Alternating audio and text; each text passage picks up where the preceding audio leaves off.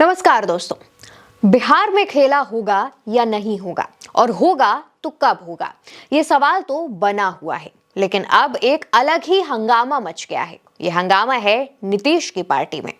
पटना के सियासी गलियारों में चर्चा है कि नीतीश की पार्टी के दो नेता एक दूसरे से लगातार भिड़ रहे हैं, एक दूसरे की जड़ें काटने पर तुले हुए हैं।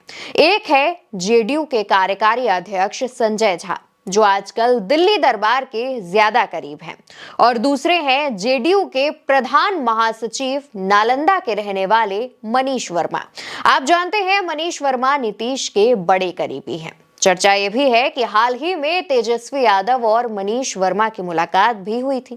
खैर, असल में दोस्तों ये लड़ाई है वर्चस्व की। ये लड़ाई इस बात की है कि नीतीश का सबसे खास, सबसे करीबी कौन है और पार्टी में नीतीश के बाद कौन, मतलब उत्तराधिकारी कौन है।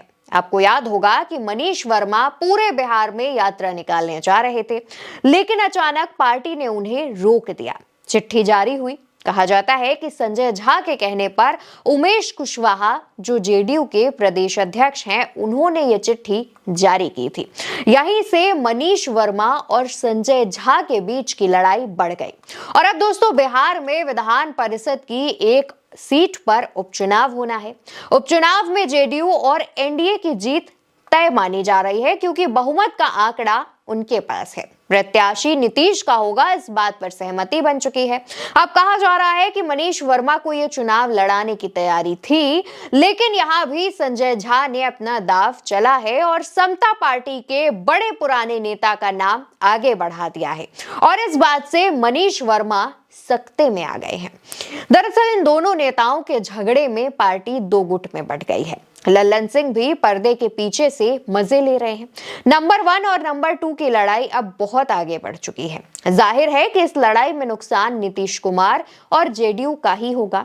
लेकिन अब अगर इससे पहले के घटनाक्रम पर नजर डालेंगे तो पता चलेगा कि जेडीयू के अंदर ये पहली बार नहीं है जब नंबर 1 और नंबर 2 को लेकर ऐसी घमासान मची हो।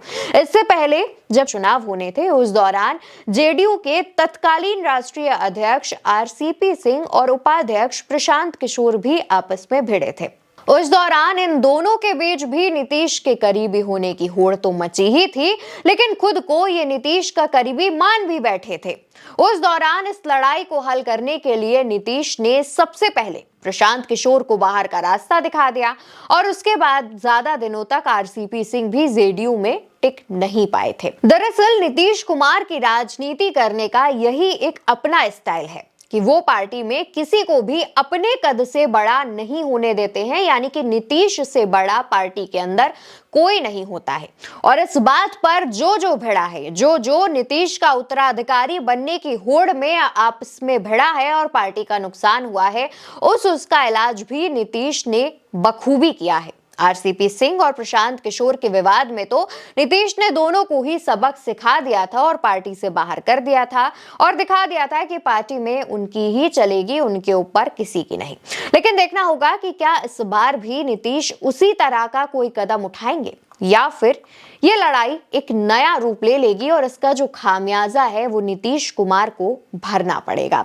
फिलहाल ये सभी सवाल देखने होंगे कि आखिर इनका इलाज नीतीश कुमार कैसे करते हैं। फिलहाल के लिए वीडियो में सिर्फ इतना ही। वीडियो आप उल्टा चश्मा यूसी पर देख रहे हैं। मेरा नाम अवंतिका अवस्थी है।